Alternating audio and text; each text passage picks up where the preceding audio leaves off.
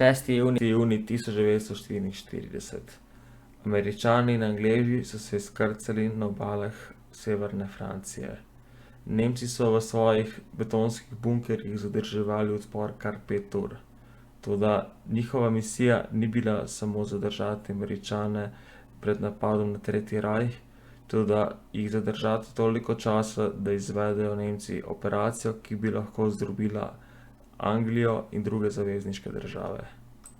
Operacija, ki bi zdrobila Angleže in Američane, se je zgodila le 6 dni po izkrcanju v vasi Bellue-sur-Seine.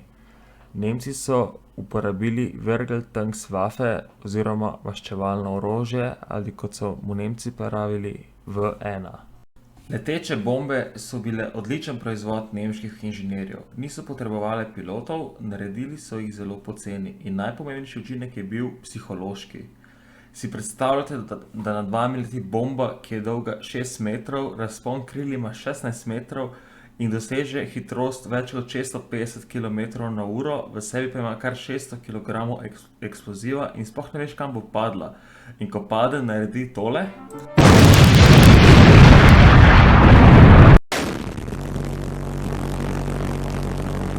Na začetku so bile bombe zelo učinkovite, toda kasneje, ko so Angleži izvedli protinapad, so bombe postajale vse manj učinkovite. Na Anglijo je padlo le četrtina vseh izdelanih bomb. Nemci so pa na dan nad Anglijo izstrelili več kot 100 letečih bomb. Med letom 1944 in 1945 so nad Anglijo izstrelili več kot 10.000 bomb, ki so ubile 24.000 ljudi. V1 kot leteča bomba pa v bistvu prav ni nič posebenega v primerjavi z V2, ki velja kot prva balistična raketa na svetu. 8. septembra 1944 je raketa V2 kot testni primerek odletela in prebila zvočni zid. Bila je prvi predmet, ki je prišla v vesolje in na koncu je padla v Baltsko morje. Raketa je bila dolga 14 metrov. Njeno pot pa so nadzirali tako, da preden so jo izstrelili, so ukrivili krilca na raketi in so tako lahko usmerili, kam naj bi predvidoma raketa padla. Raketa je potem, ko so izstrelili, v prvi minuti dosegla hitrost 5400 km/h in ko je prišla na višino 90 km, se je obrnila v zraku in v smeri, kamor si usmeril krilca, je tja odletela ter eksplodirala. Raketa V2 je imela eksploziva za kar 900 kg. Angleži so lahko samo gledali in upali, da ne bo ubila dosti ljudi. Raketa V2 za razliko V1 niso mogli sestreliti, saj je letela prehitro za katerikoli top. Angleži so prav zaradi tega začeli bombardirati izstrelišča, zato so Nemci naredili kar mobilna izstrelišča. Rakete V2 Nemci niso uporabljali samo proti civilistom nad Londonom, ampak tudi pozimi leta 1944 in spomladi leta 1945, ko so med ardensko ofenzivo nad ameriške položaje izstrelili kar 1300 raket. Med vojno pa je Anglijo zadelo 2400 raket. Nemci so izdelali sicer več kot 6000 raket, ampak niso bile vse zmožne leteti nad Anglijo.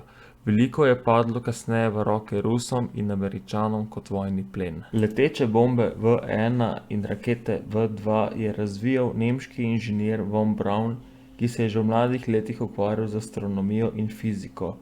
Leta 1935 je nemški vojski in Luftwaffe predstavil prvi reaktivni motor na svetu, ker pa ni bil izpopolnjen, ga niso bili še zmožni dati na letalo ali na bombo, ki bi odletela na sovražnika.